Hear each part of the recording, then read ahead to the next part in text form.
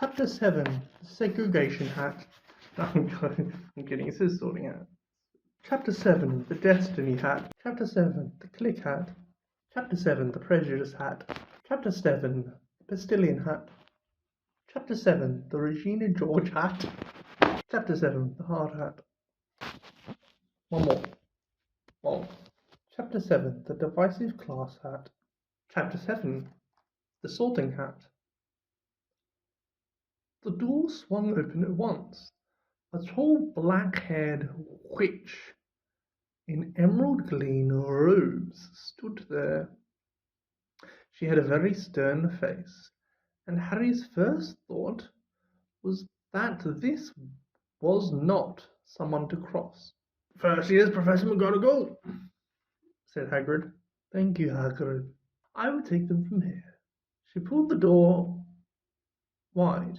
The entrance hall was so big he could have fitted the whole Dursley's house in it. Stone halls were lit with flaming torches, like the ones at Gringotts. The ceiling was too high to make out, and a magnificent marble staircase facing them led to the upper floor. They followed Professor McGonagall across the flagged stone floor. Harry could hear the drone of hundreds of voices from a doorway to the right. The rest of the school must already be there. But Professor McGonagall showed the first years into a small empty chamber off the hall. They crowded in, standing rather closer together than they would usually have done, peering about nervously. "Welcome to Hogwarts," said Professor McGonagall. "The start of term banquet will begin shortly, but before you can take your seats in the Great Hall, you'll be sorted into your houses. The sorting is a very important ceremony, because while you are here, your house will be something like your family within Hogwarts. You will have classes with the rest of your house, sleep in your house dormitory, and spend free time in your house common room. The 4 houses are called Gryffindor, Hufflepuff, Ravenclaw, and Slytherin. Each house has its own noble history, and each has produced outstanding witches and wizards. While you are at Hogwarts, your triumphs will earn your house points, while any rule breaking will lose your house points. At the end of the year, the house with the most points is awarded the House Cup, a great honor. I hope each of you will be a credit to whichever house becomes yours. The sorting ceremony will take place in a few moments in front of the rest of the school. I suggest you all smarten yourselves up as much as you can while you are waiting." Her eye was lingering for a moment on Neville's cloak, which was fastened under his left ear, and on Ron's smudged nose. Harry nervously tried to flatten his hair. "I shall return when we are ready for you," said Professor McGonagall. "Please wait quietly." She left the chamber. Harry swallowed. "How exactly do they sort us into houses?" he asked Ron. "Some sort of test, I think. Fred said it hurts a lot, but I think he was joking." Harry's heart gave a horrible jolt. A test? In front of the whole school? But he didn't know any magic yet. What on earth could he have to do? He hadn't expected something like this the first moment they arrived. He looked around anxiously and saw that everyone else looked terrified too. No one was talking much except Hermione Granger, who was whispering very fast about all the spells she learned and wondering which one she needed. Harry tried hard not to listen to her. He'd never been more nervous. Never. Not even when he had to take his school report home to the Dursleys, saying that it somehow turned his teacher's wig blue. He kept his eyes fixed on the door. Any second now, Professor McGonagall would come back and lead him to his doom. Then something happened which made him jump about a foot in the air. Several people behind him screamed. "What the?" he gasped. So did the people around him. About 20 ghosts had just streamed through the back wall, pearly white and slightly transparent. They glided across the room, talking to each other and hardly glancing at the first years. They seemed to be arguing. What looked like a fat little monk was saying, "Forgive and forget, I say. We ought to give him a second chance." "My dear Finrod, haven't we given Pease all the chances he deserves? He gives us all a bad name, and you know, he's not really even a ghost. I say, what are you all doing here?" A ghost wearing ruff and tights had suddenly noticed the first years. Nobody answered. "New students," said the fat Frere, smiling around them. "About to be sorted, I suppose." A few people nodded mutely. "Hope to see you in Hufflepuff," said the Frere. "My old house, you know." "Move along now," said a sharp voice. "The sorting ceremony is about to start." Professor McGonagall had returned. One by one, the ghosts floated away through the opposite wall. "Now form a line," Professor McGonagall told the first years, "and follow me." Feeling oddly as though his leg had turned lead, Harry got into line behind a boy with sandy hair, with Ron behind him, and they walked out of the chamber, back across the hall, through a pair of double doors into the great hall. Harry had never even imagined such a strange, splendid place. It was lit by which were floating in midair over 4 long tables, where the rest of the students were sitting. These tables were laid with glittering golden planets and globes. At the top of the hall was another long table where the teachers were sitting. Professor McGonagall led the first years up here so that they came to a halt in a line facing the other students with their teachers behind them. The hundreds of faces staring at them looked like pale lanterns in the flickering candlelight. Dotted here and there amongst the students, the ghosts shone misty silver.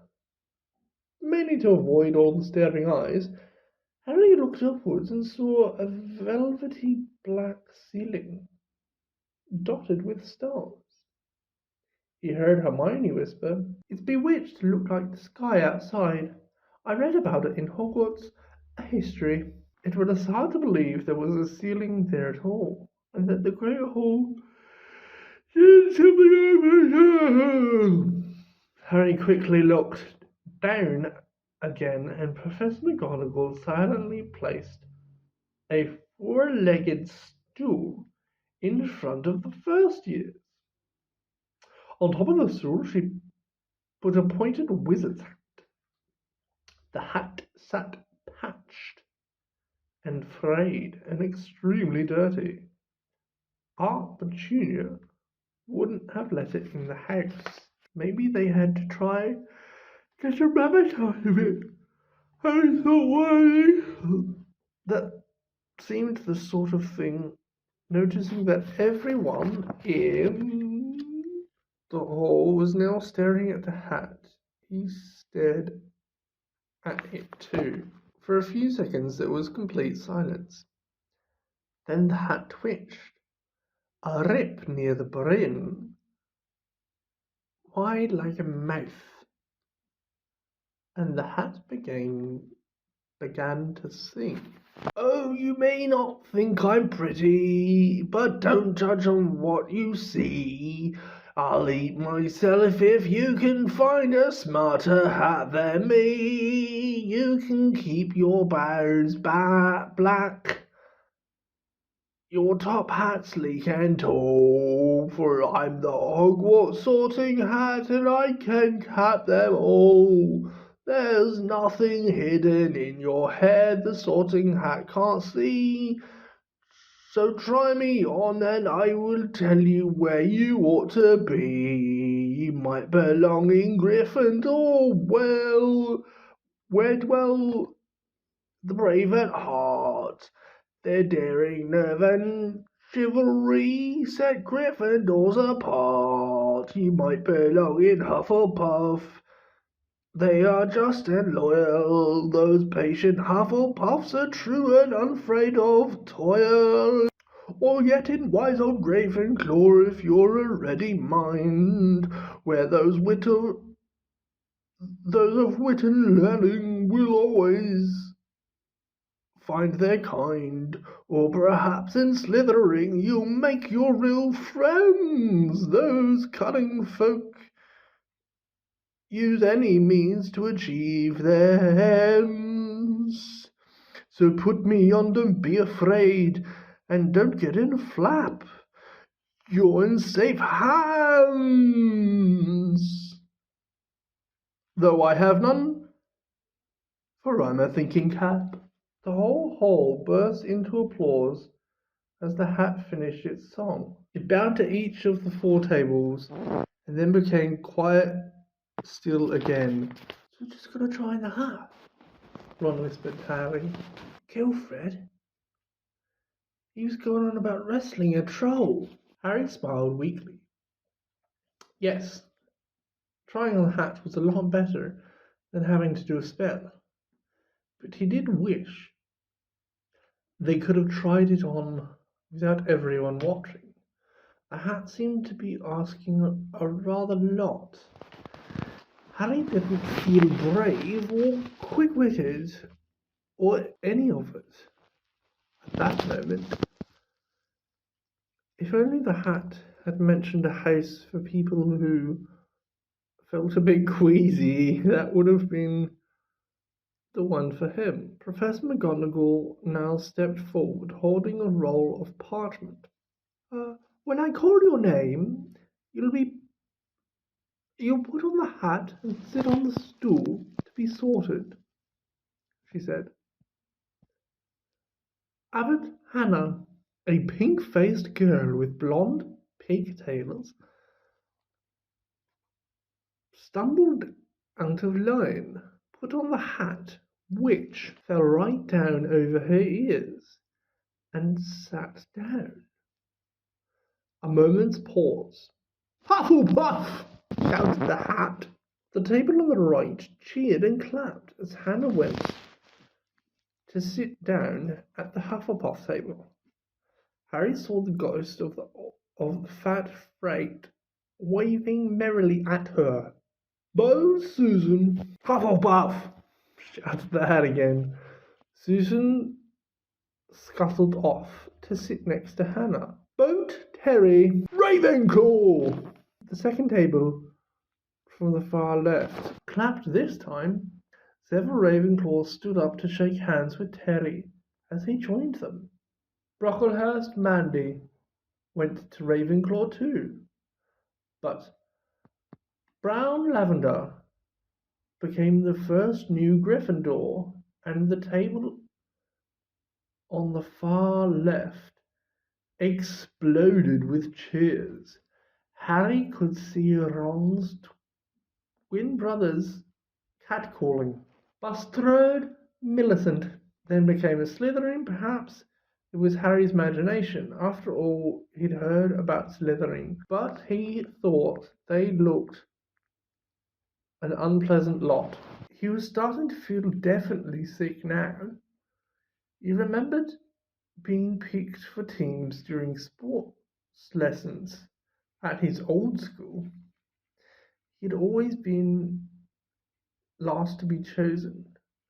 Not because he was no good, but because no one wanted Dudley to think they liked him. Finch Fletchley, Justin, Hufflepuff. Sometimes, Harry noticed, the hat shouted out the house at once, but at others it took a little while to decide. Finnegan Seamus, the sandy-haired boy next to Harry in the line, sat on the stool for almost a whole minute before the hat declared him a Gryffindor.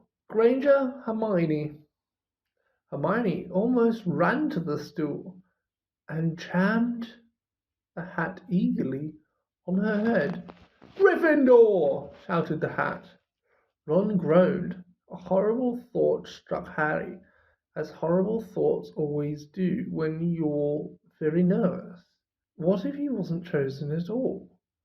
What if he just sat there with the hat over his eyes for ages, until Professor McGonagall jerked it off his head, said there had obviously been a mistake, and he'd better get back on the train.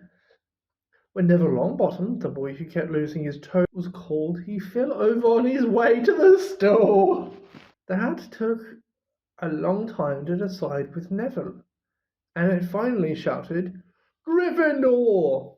Neville ran off, still wearing it, and had to jog back amid gales of laughter and give it to McDougal Morg.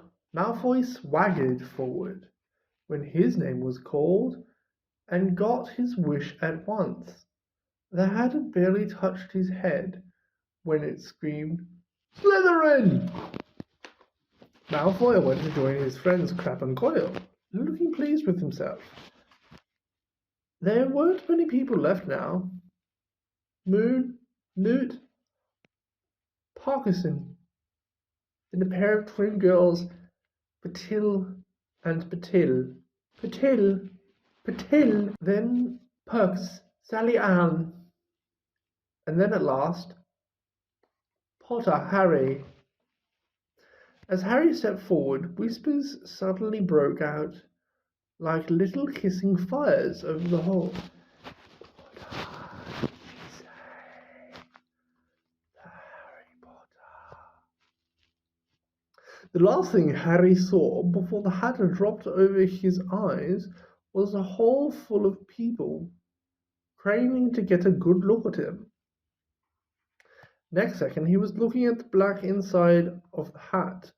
He waited. Said a small voice in his ear. Difficult. Very difficult. Plenty of courage, I see. Not a bad mind either. There's talent, oh my goodness, yes. And a nice thirst to prove yourself. Now that's interesting. So where shall I put you? Harry gripped the edges of the stool and thought, Not Slytherin. Not Slytherin, eh? Said a small voice. Are you sure? You could be great, you know. It's all here in your head.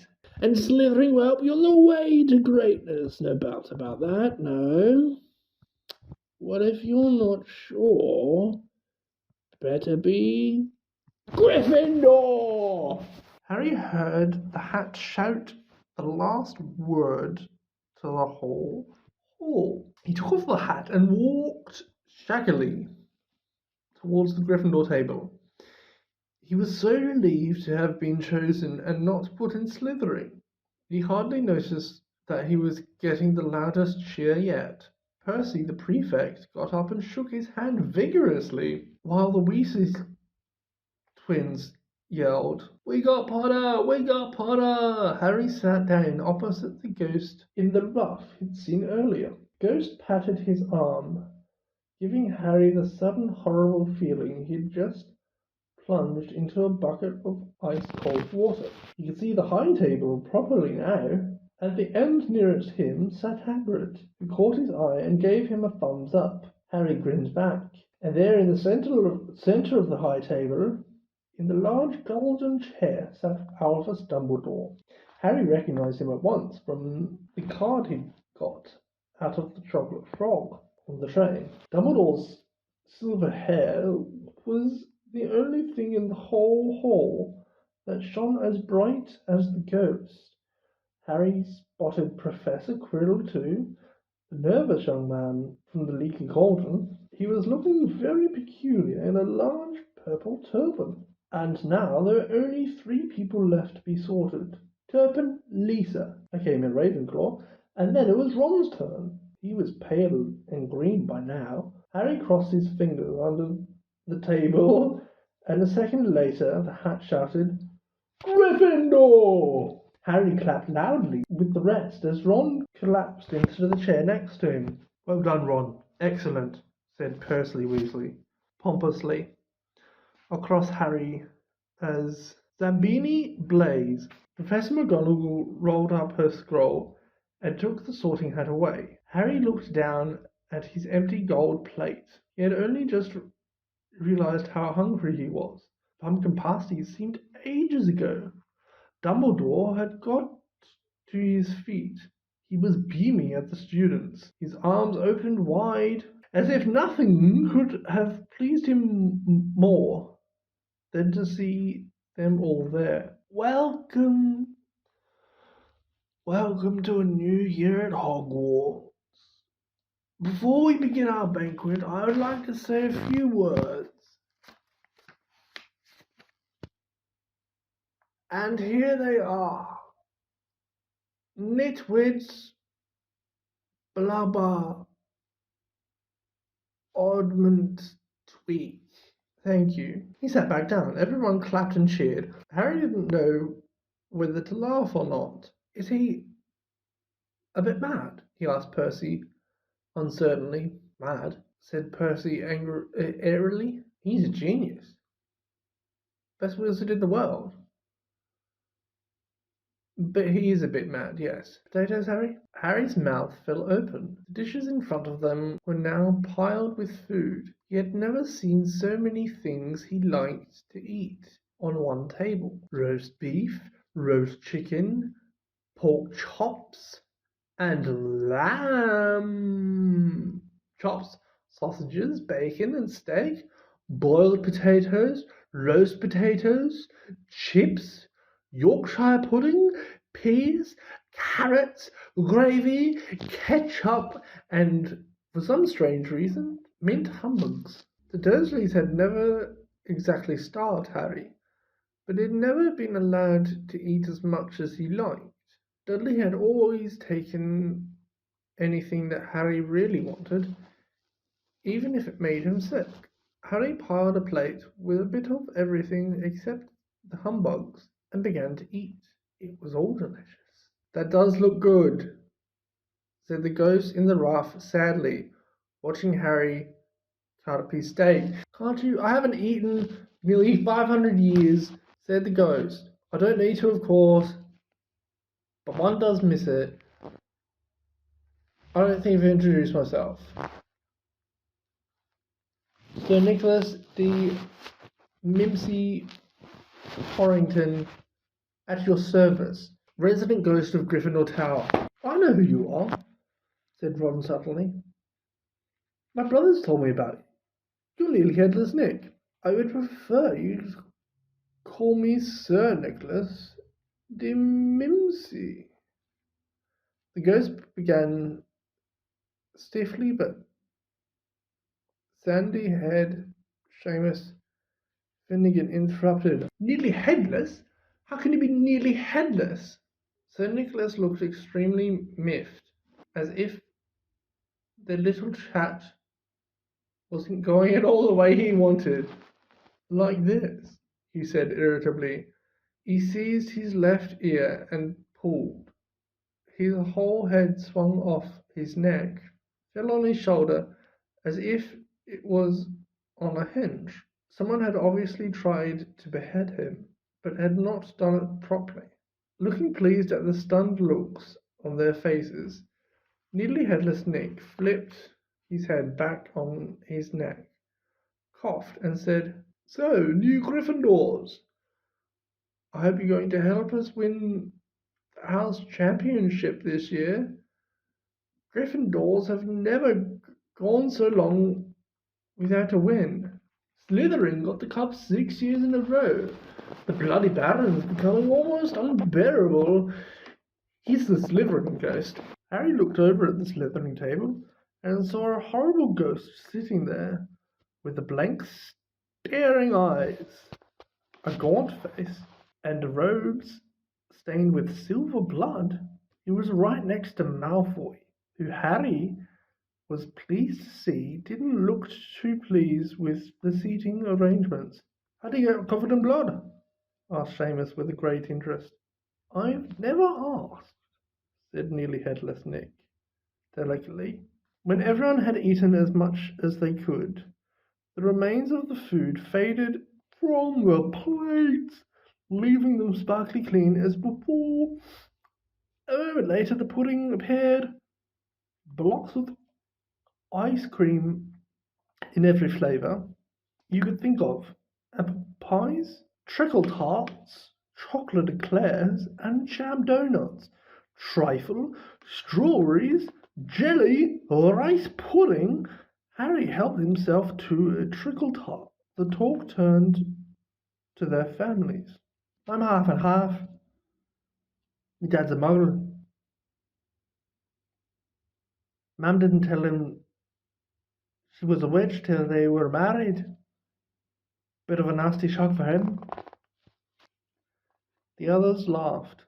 "What about you, Neville?" "Well, my gran brought me up, and she's a witch," said Neville. "But the family thought I was a muggle for ages. My great uncle, Algie, kept trying to catch me off guard and force some magic out of me.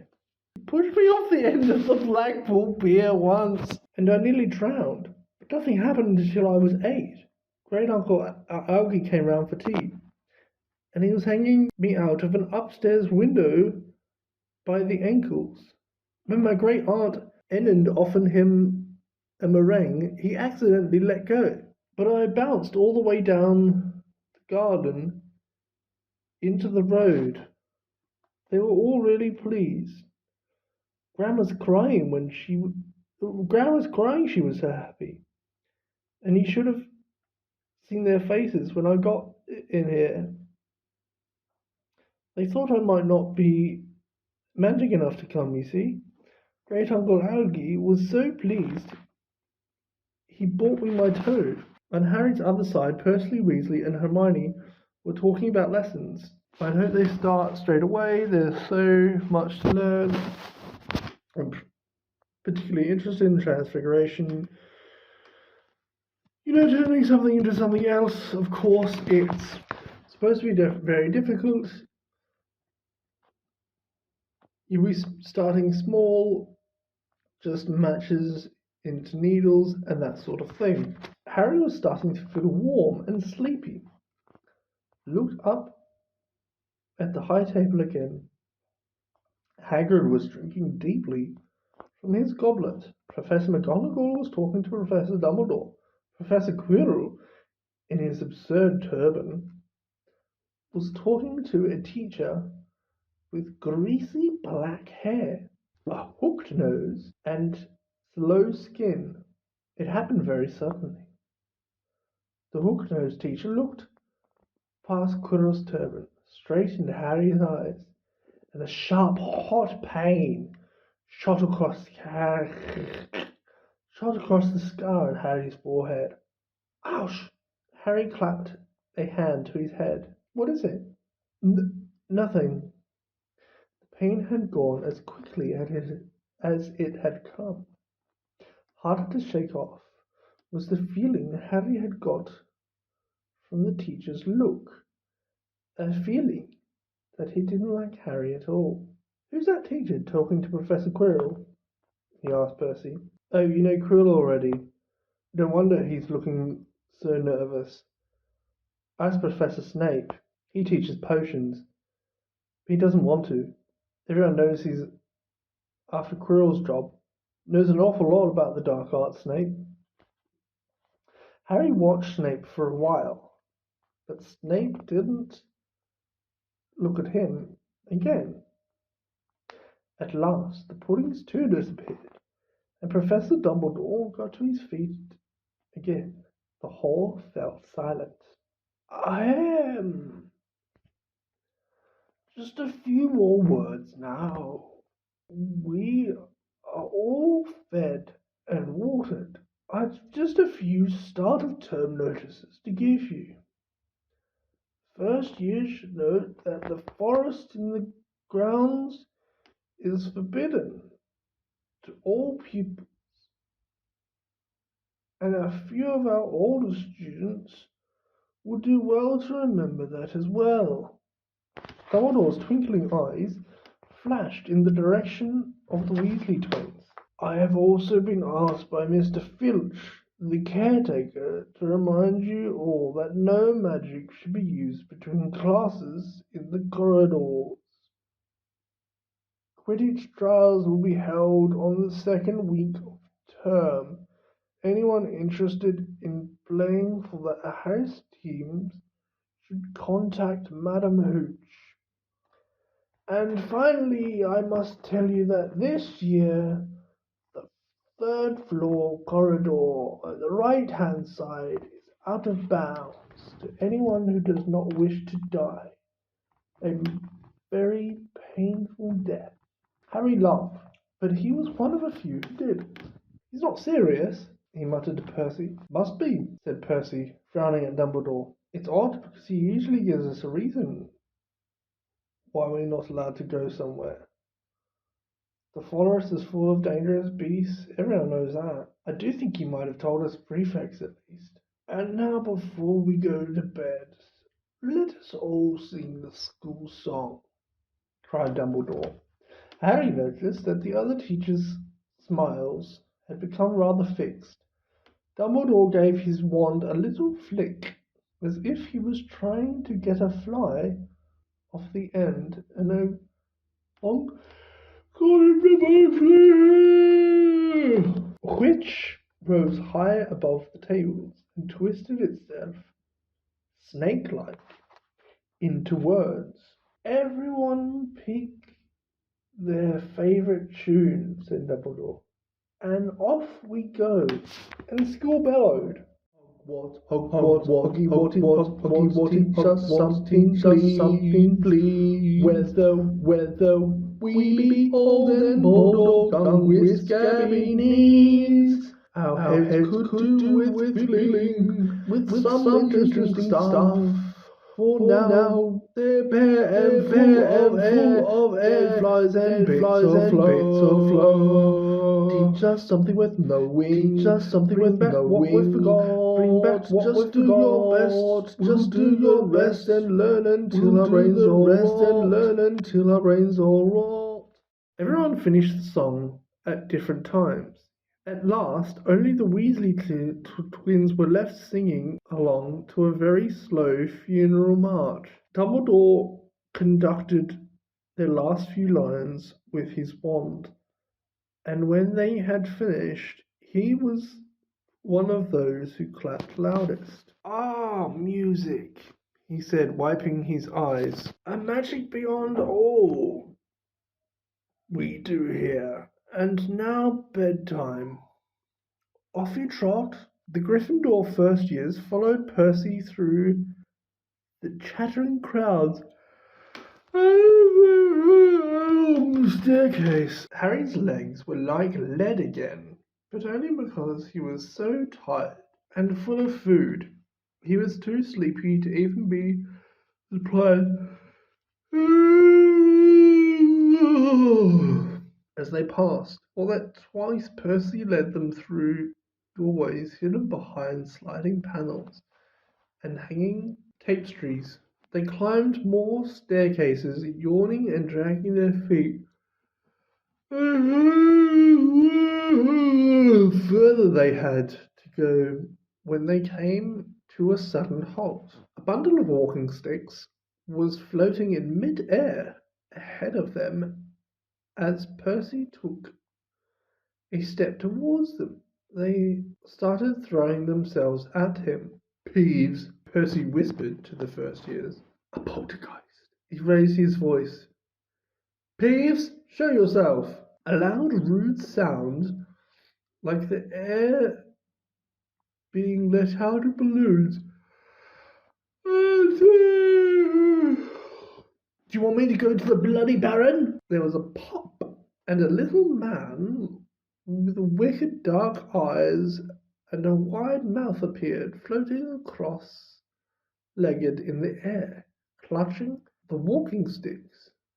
Ooh, he said with an evil crackle. Eagle firsties, what fun! He swooped suddenly at them. They all ducked.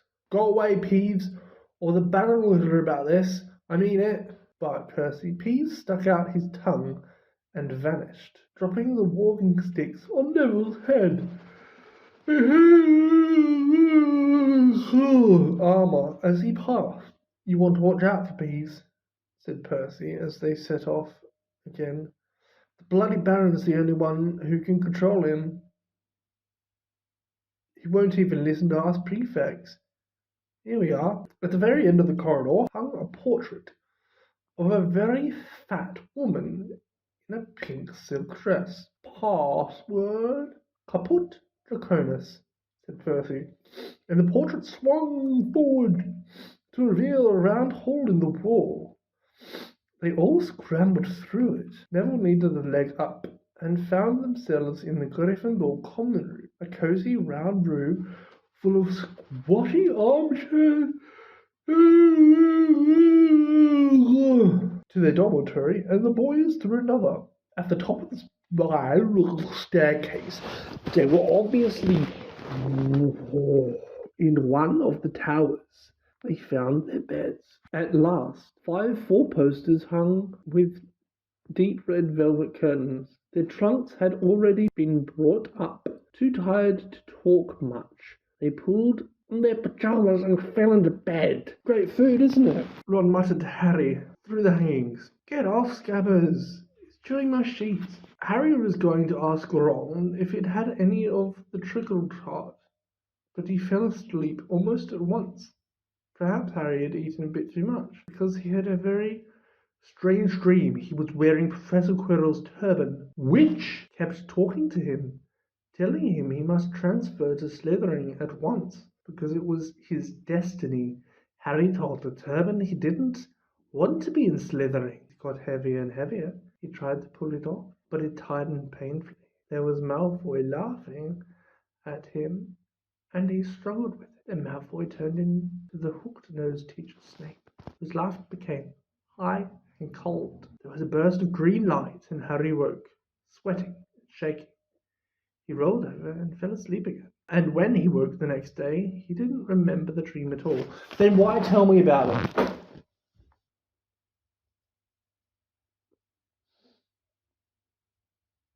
If our protagonist and title character doesn't remember the fucking dream, then why tell us? Oh, fuck me.